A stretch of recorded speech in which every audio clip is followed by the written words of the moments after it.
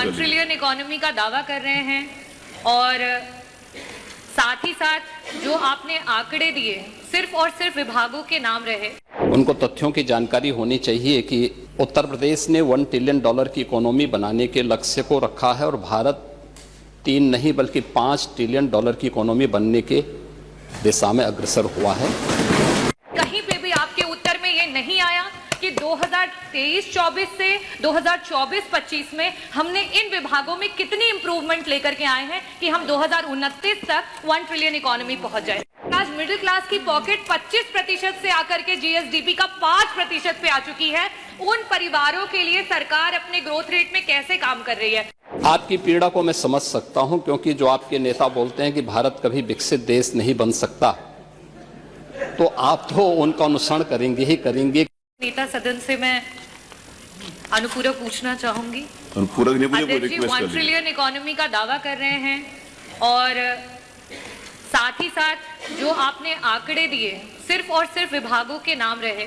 नेता सदन, मैं आपसे अनुरोध करना चाहूंगी कि मेरा प्रश्न भी यही था और मैं उसे अनुपूरक के रूप में वापस से आपके सामने लाना चाहूंगी कि जिन जिन विभागों, जिसमें कि मैंने जो खुद जानकारी ली है, एग्रीकल्चरल डिपार्टमेंट, एम्प्लॉयमेंट और सर्विसेज के लिए और इंडस्ट्रीज, इन डिपार्टमेंट्स का सबसे ज्यादा योगदान होना चाहिए हमारे अर्थव्यवस्था को 1 ट्रिलियन इकोनॉमी में ले जाने के लिए।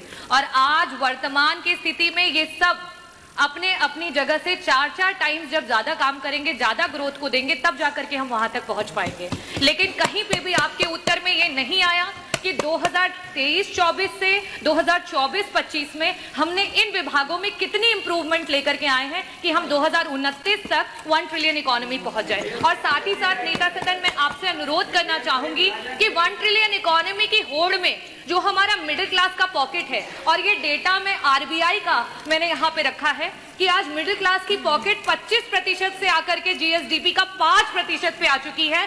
उन परिवारों के लिए सरकार अपने ग्रोथ रेट में कैसे काम कर रही है? उस मिडिल क्लास को इसमें कैसे बचाएगी? बस ये 2 प्रश्न हैं, मैं अनुरोध करूंगी कि आप जवाब दें। मुझे लगता है उनको तथ्यों की जानकारी होनी चाहिए कि उत्तर प्रदेश ने $1 ट्रिलियन की इकोनॉमी बनाने के लक्ष्य को रखा है और भारत 3 नहीं बल्कि $5 ट्रिलियन की इकोनॉमी बनने के दिशा में अग्रसर हुआ है।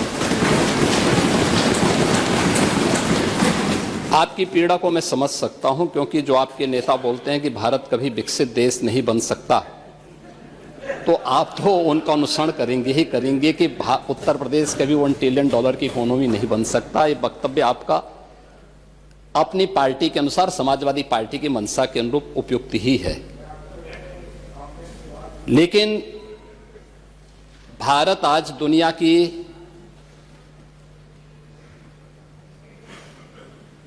पांचवी बड़ी अर्थव्यवस्था बन चुका है और 2027 में भारत $5 ट्रिलियन की इकोनॉमी बनेगा, इसमें कोई संदेह नहीं। और दुनिया का सबसे तेजी के साथ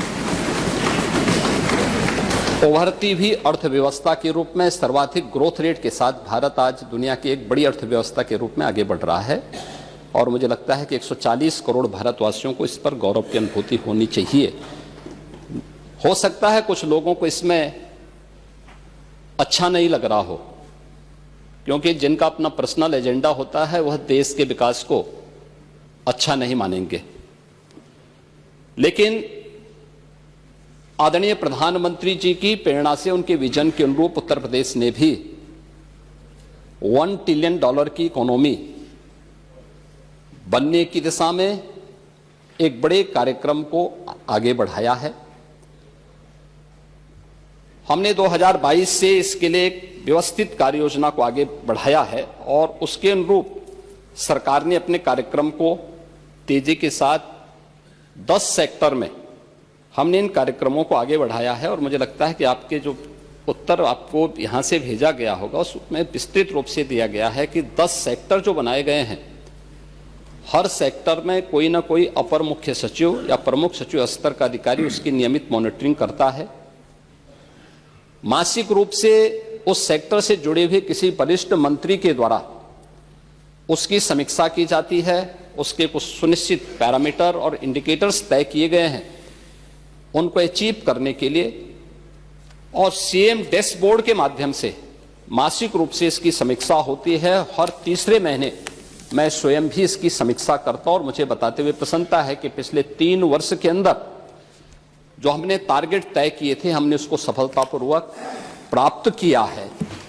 इसी का परिणाम है कि जब हमारी सरकार आई थी, 12 लाख करोड़ की उत्तर प्रदेश की जो इकोनॉमी थी, इस वित्तीय वर्ष के अंत में वह 27.5 लाख करोड़ की इकोनॉमी बनकर के उभरेगी।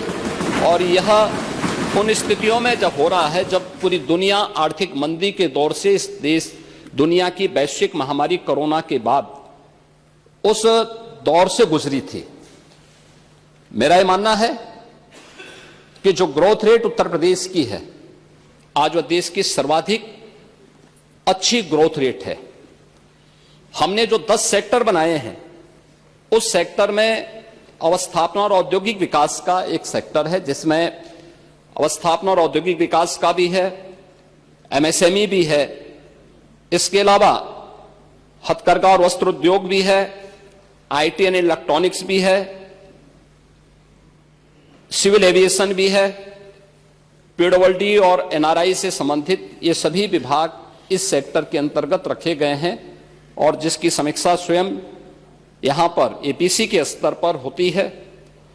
दूसरा सेक्टर है जो कृषि और कृषि से जुड़े हुए जितने भी उसके अन्य सहयोगी संस्थान हैं, ये सभी उसके अधीन लाए गए हैं। उद्यान है, खाद्य प्रसंस्करण है, रेशम विकास है, पशुधन है, डेयरी है, फिशरीज हैं, सिंचाई और जल संसाधन और कोऑपरेटिव को भी इसके साथ जोड़ा गया है। दूसरा सेक्टर ये रखा गया है। तीसरा सेक्टर सामाजिक सुरक्षा से जुड़ा हुआ है, जिसमें समाज कल्याण विभाग से जुड़ा हुआ जितना भी सोशल सेक्टर से जुड़े हुए जितने भी विभाग हैं, उन सबको इसके साथ जोड़ा गया है।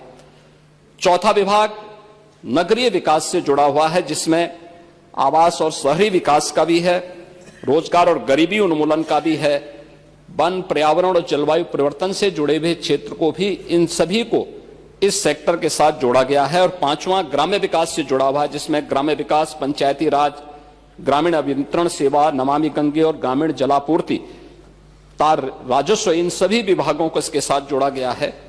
पांचवां विभाग है राजस्व संग्रह से संबंधित, जिसमें राजस्व कर और निबंधन से संबंधित, स्टैंप एंड रजिस्ट्रेशन का है, एक्साइज का है, परिवहन का है और भी अन्य जितने भी कर और करेत्तर राजस्व से जुड़े हुए जितने भी विभाग आते हैं, सबको इसके साथ जोड़ा गया है। पांचवां शिक्षा का है, जिसमें हर प्रकार की बेसिक, माध्यमिक, उच्च, टेक्निकल और वोकेशनल एजुकेशन को इसके साथ जोड़ा गया है। स्पोर्ट्स को भी इसके साथ जोड़ा गया है।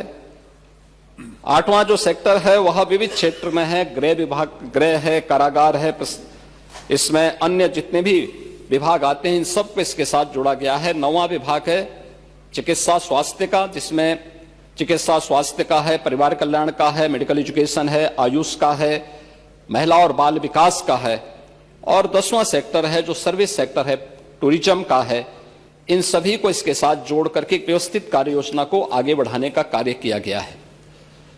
हम सबको इस पर गौरव की अनुभूति करनी चाहिए कि प्रधानमंत्री मोदी जी के नेतृत्व में 10 वर्ष में इस देश ने 25 करोड़ लोगों को गरीबी रेखा से उभारने में सफलता प्राप्त की है। और पिछले 8 वर्ष में हमारी सरकार ने 6 करोड़ से अधिक लोगों को गरीबी रेखा से ऊपर उठाने में सफलता प्राप्त की है। ये चीजें दिखाती हैं कि हर एक सेक्टर में बदलाव हुआ है और उन्हीं को ध्यान में रख करके उत्तर प्रदेश के इस पोटेंशियल को आज जिसको देश और दुनिया देख रही है, महाकुंभ के इस आयोजन के साथ हम जोड़ के देख सकते हैं। अकेले महाकुंभ का एक आयोजन उत्तर प्रदेश की इकोनॉमी में 3 लाख करोड़ रुपए से अधिक की ग्रोथ करने वाला है। महिलाओं के स्वावलंबन की दिशा में जो कार्य हुए हैं, अकेले उत्तर प्रदेश पुलिस भर्ती में 20% भर्ती अनिवार्य रूप से महिलाओं की हुई है। हर एक सेक्टर में उन्हें रोजगार के अवसर प्राप्त हुए हैं। तो ये कहना कि उत्तर प्रदेश कभी इसको अचीव नहीं कर पाएगा, आपकी दुर्भावना हो सकती है, लेकिन सरकार की सद्भावना है कि उत्तर प्रदेश 5 वर्ष में इस टारगेट को अचीव करेगा और 2029 में जिस उत्तर प्रदेश के इस संसाधनों से भरपूर उत्तर प्रदेश को प्रकृति और परमात्मा की कृपा से ओतप्रोत इस उत्तर प्रदेश को, जिसको आप लोगों ने, समाजवादी पार्टी की सरकार ने और विपक्षी दलों की सरकार ने देश के बीमारू राज्यों की श्रेणी में खड़ा कर दिया था, देश की छठी सातवीं अर्थव्यवस्था के रूप में खड़ा किया था, पिछले 8 वर्ष की डबल इंजन सरकार के प्रयास से दूसरी बड़ी अर्थव्यवस्था बना है और 29 में उत्तर प्रदेश $1 ट्रिलियन की इकोनॉमी भी बनेगा और देश की सबसे बड़ी अर्थव्यवस्था भी बनेगा। इस बात के लिए मैं पूरे सदन को आश्वस्त करता हूं।